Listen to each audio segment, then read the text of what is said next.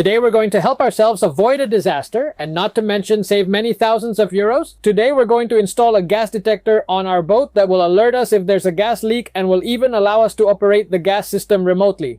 And all of this on our boat, well, on our boat in our home, because the truth is that the device and the technique work for any place.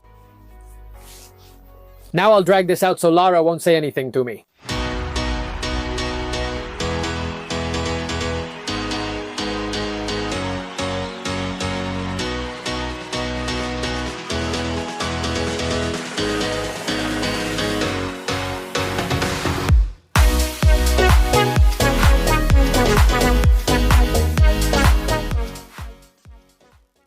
Greetings sailors, and welcome to a new episode of The Low Cost Sailor. If you have a gas installation on your boat, it is mandatory to have a gas detector on board, and I'm not the one saying it. The directive from the General Directorate of the Merchant Marine says it. But no, this time they're actually right. It seems right to me that you have to have a gas detector on a boat, because the truth is that gas on board is a real risk.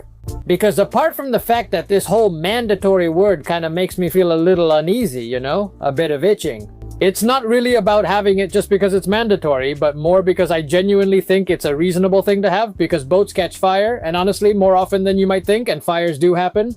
And like when we have a leak in the boat, having information and knowing what's going on can be the difference between ending up without a boat, or without a home, or without a motorhome, or having it end up as nothing more than a scare. That's why today we're going to install a gas detector alarm and also convert it to Wi-Fi, so we can receive a clear alert on our phone if any gas buildup is detected on the boat and be able to act quickly before anything happens. Basically before it blows up. Although gases like butane and propane are easily detectable by their smell, which makes it more difficult for them to cause poisoning, unlike the dreaded carbon monoxide, their buildup, because they are highly flammable, is a very significant risk to the safety of our boat.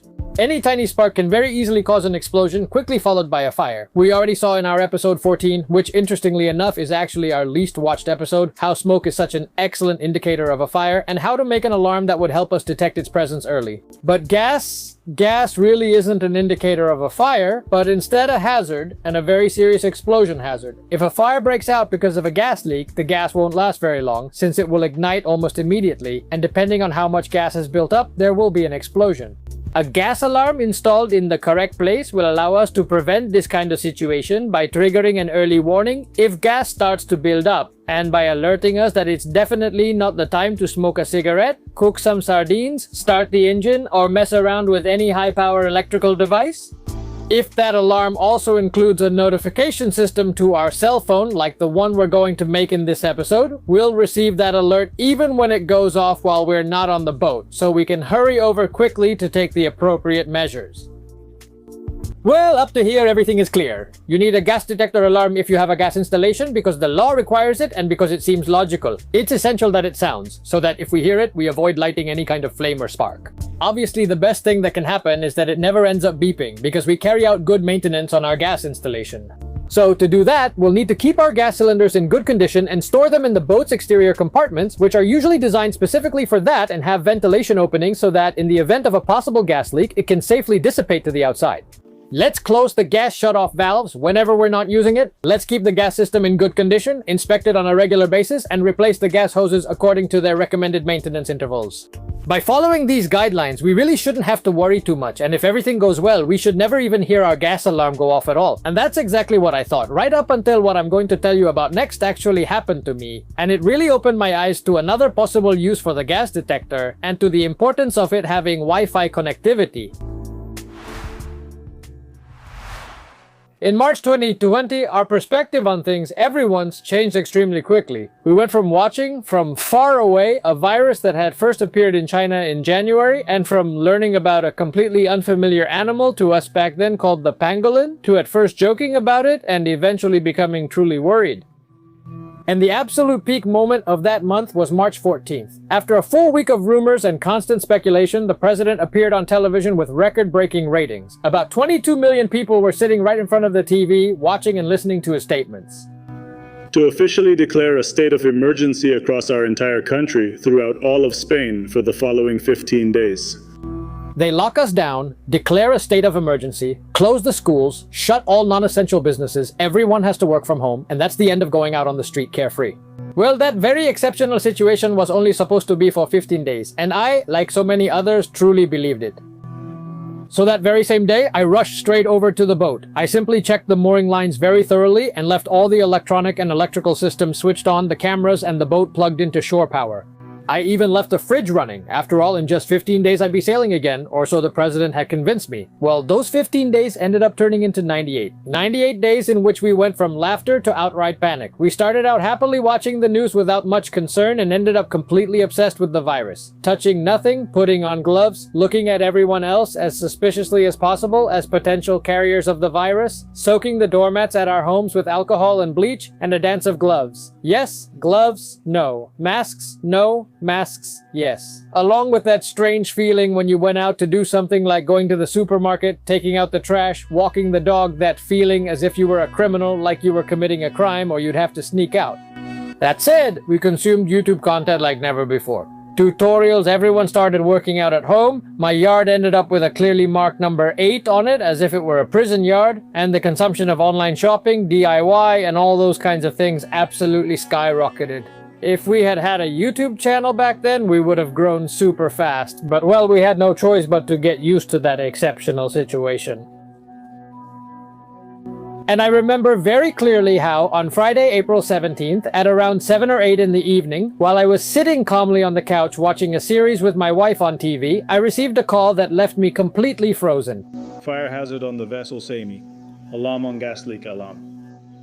Fire hazard on the vessel Sami. Alarm on the gas leak sensor. And he immediately hung up. I was left trembling.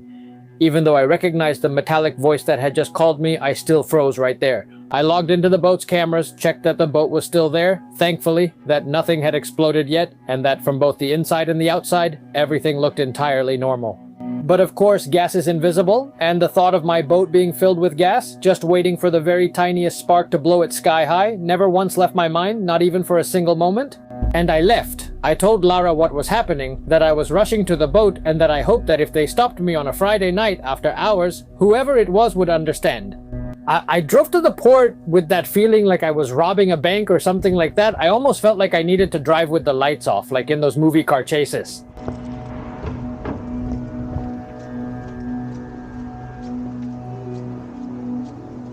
I arrived, opened the door very carefully, and even though there wasn't any strong smell of gas, the alarm still kept beeping nonstop. I opened up all the hatches, aired the place out until the alarm finally stopped, and I even disconnected the butane cylinders and took them with me, even though all the shutoff valves seemed to be fully closed. I mean, there was really nothing out of the ordinary. I hurried back home before anyone happened to see me because I still had that unjustified feeling that I was robbing a bank or somehow doing something wrong.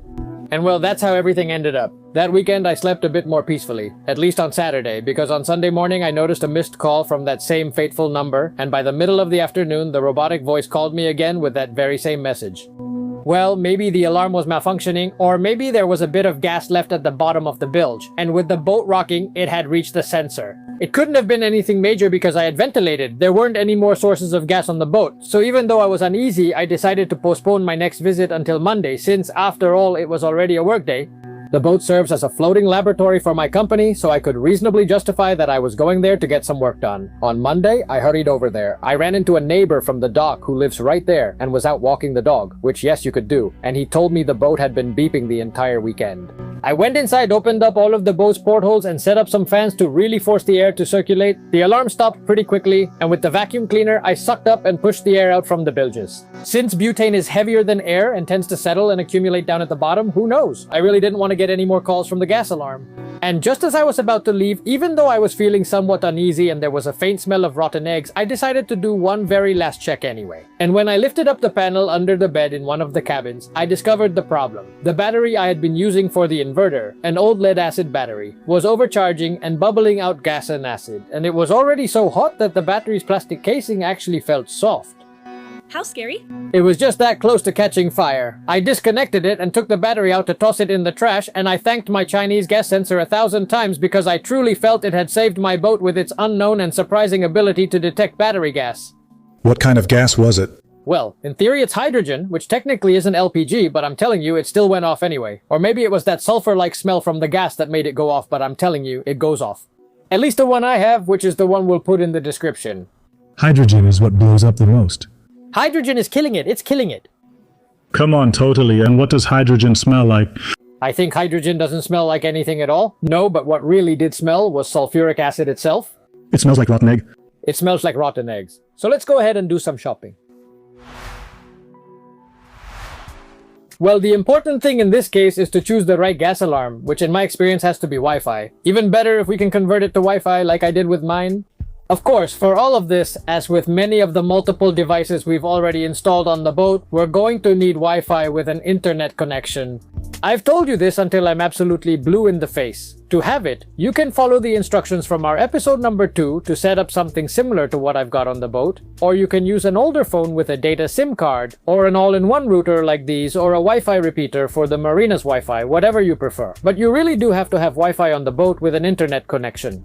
In any case, you're not going to need a particularly large amount of data for the alarms. We're talking about roughly around 100 MB per month if we're only talking about alarms, like a €1 SIM card and something like that, or a few gigabytes if we're going to connect to, say, view the cameras or control something remotely. Once we already have our internet connection set up, we'll need our gas detector, which will have to be powered at 12 volts since it uses far too much energy to run on batteries, but very little power to connect directly to the boat's battery. The one I have specifically isn't Wi-Fi, it's this one that will come out here. And in my case, it was connected to an alarm device that my company manufactures, an alarm control panel, that works with its own connection as if it were a cell phone. But today we're going to see how to connect it to the boat's Wi-Fi as well, which will be a more affordable option. The detector in question has an audible alarm, it beeps when it detects gas, and it also has a relay output that closes the contact when it detects gas. This can be used to connect a motor to shut off the gas shut-off valve, like this one, or to sound a much larger siren, or to connect it to an alarm control panel, and so on. But in our case, we're going to use it to activate a very cheap Wi-Fi water detection sensor that we've already used on other occasions. We can also add a switch so it doesn't draw power when we're out sailing on the boat and we don't want to have the alarm turned on. The setup is going to be really simple. First, we're going to see everything working here on the table, how we'll connect it, and then we'll put it to use in its final location, which will be back there.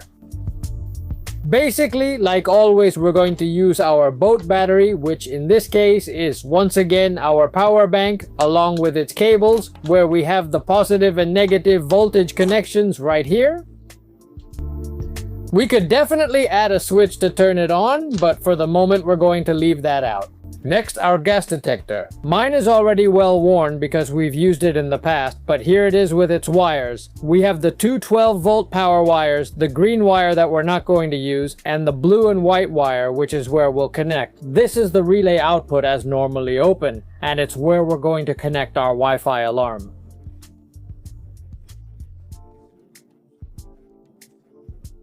The green wire would correspond to the normally closed one. And then, to turn this alarm that isn't Wi-Fi into Wi-Fi, what we're going to use is one of these well-known bilge water detectors. We're going to use the oldest one because you'll see we're going to break it a little bit. So, without further ado, first, the simplest setup, which is how the alarm would work on its own. Basically, if we connect the black wire to the negative terminal of the battery and the red wire to the positive terminal of the battery, which as I'm telling you, you can add a switch, and on our panel we'll add a switch of this kind so we can turn it on and off. We'd connected here and it's starting up, okay? The alarm has to warm up to start working, so you'll see it blinking until it's warmed up, which takes about a minute or so, and from that moment on, it's operational. A big part of its power use is because the sensor has to warm up before it works. You'll hear quite a bit of background noise, but that's because it's absolutely pouring down here. I mean, it's raining a whole lot. While it's warming up, we'll take a look at our flood sensor, which is extremely simple. We've already seen it on other occasions. It takes two batteries that we'll put in, and then it has the sensor part, which basically behaves in such a way that if there's contact between these two contacts, right? Because they're wet in the water, or because we make them touch with any metallic object, or even because we connect a relay here, in which case we're going to connect these two wires, the blue one and the white one, to this output. Then when the alarm goes off, the contact closes. These two contacts touch each other, like when you put it in water, and that triggers the flood alarm. When this opens, it will detect as if there's no water anymore, meaning there's no flooding. Okay, so first the gas alarm. We can see it working right there. It should be ready now. It's not blinking anymore, so it should be detecting gas. Let's do a quick test.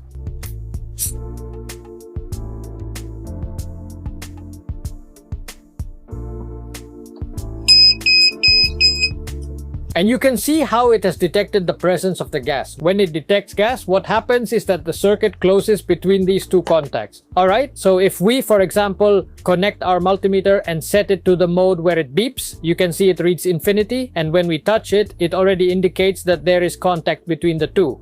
If we were to place this other one right here, at the moment the conductivity is still infinite because the circuit hasn't been closed yet.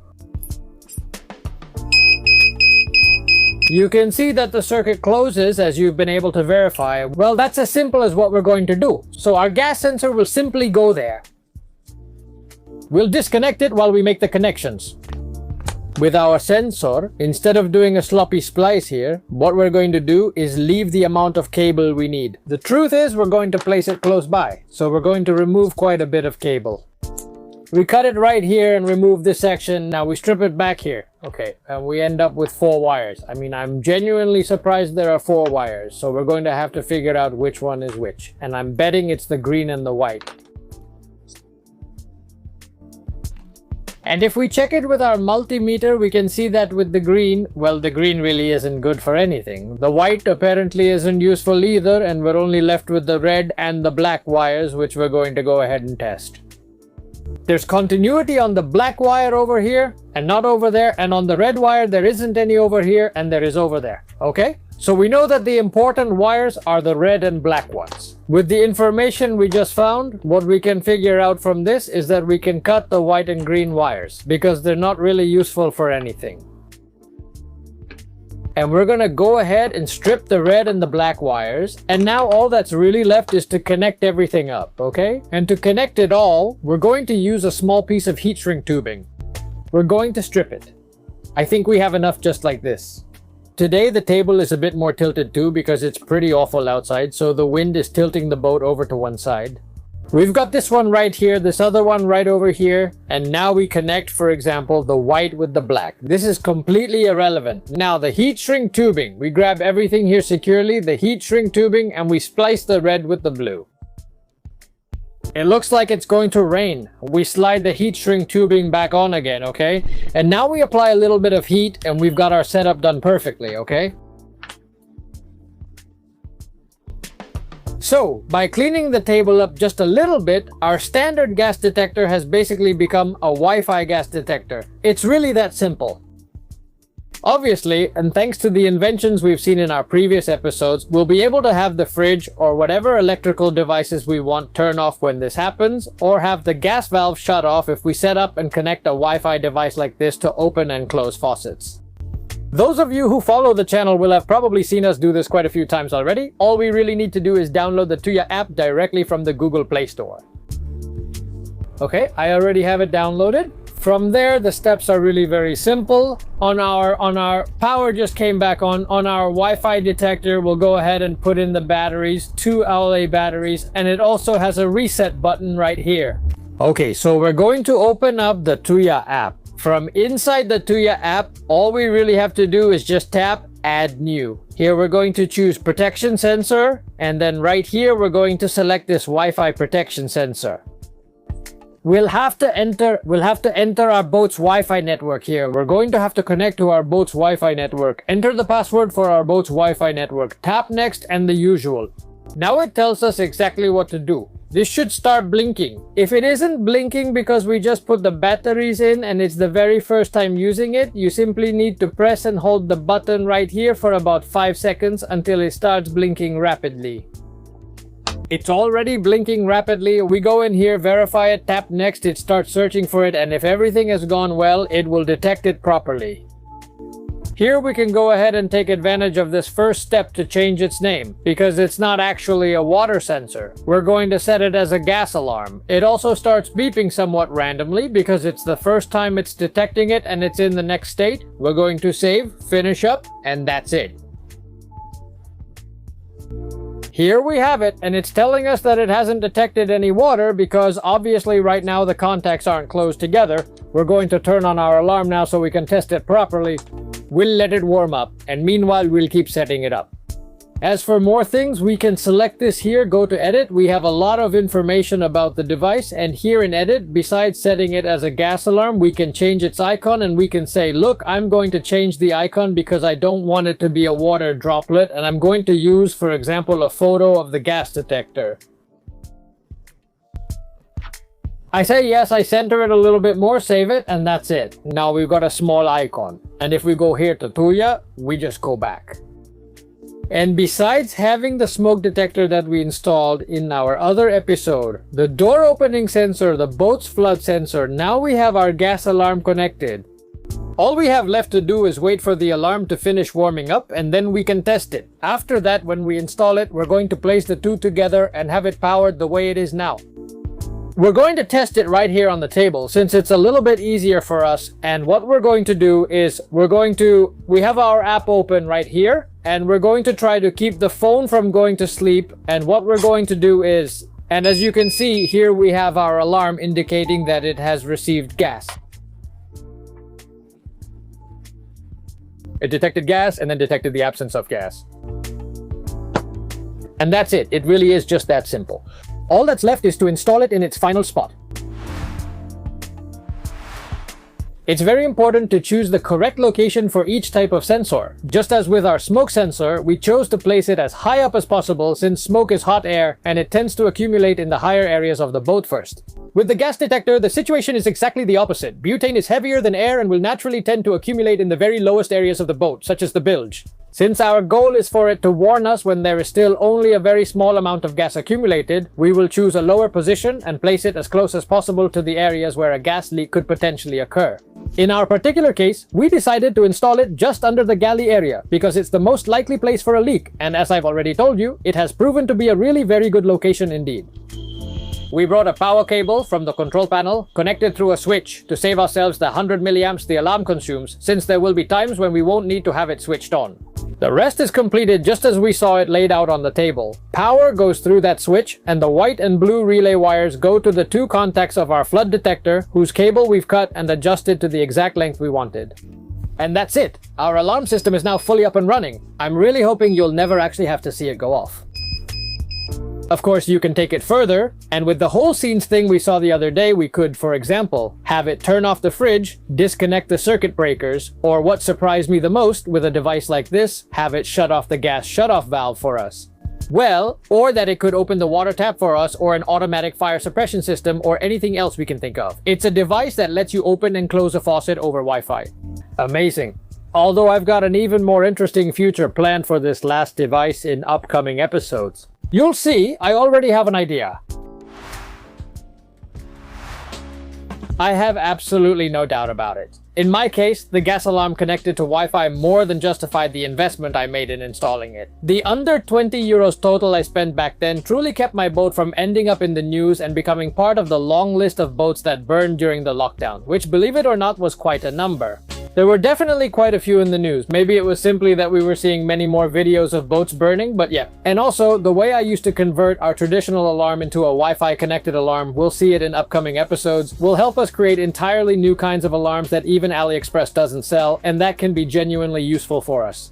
And of course, the interaction between the different sensors we have and the actuators like the faucet we've seen, the relays on the control panel, or smart Wi-Fi outlets is going to let us open up a good set of possibilities, both for the safety of our boats and for their comfort. I hope this episode has been useful and entertaining for you. As I always tell you, rather than direct solutions, I prefer to think of them as sources of ideas so that you can adapt them to your own boats, living spaces, homes, vans, motorhomes. Caves. In any case, if you liked the episode, please give us a like. You know you have the comment section to comment whatever you want, and that you have all the links both in the video description and on our website www.thelowcostsailor.com. Subscribe to the channel, click the little bell to receive notifications about our new videos, and we'll see you in 2 weeks in a new episode of The Low Cost Sailor.